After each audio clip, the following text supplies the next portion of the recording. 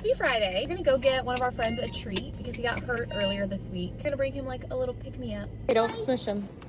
Here you go. So we're gonna get him this one? Yeah. Okay.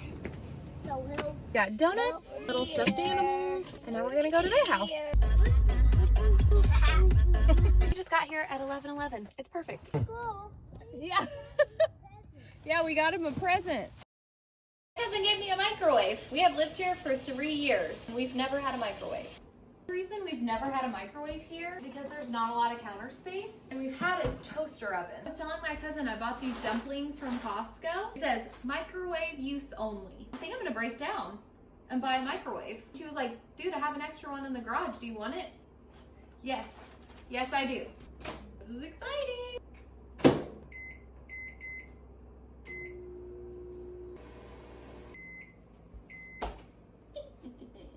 I'm gonna try these dumplings. Bless you. Bless you. Those dumplings? Smell them. Yes. This is life changing. I can't believe my dumbass has not had a microwave for 3 years. The fuck? Okay, have a good Friday. I'll be back tomorrow. And not to be dramatic, we're gonna have such a fun day tomorrow. Yeah, I'll see you tomorrow.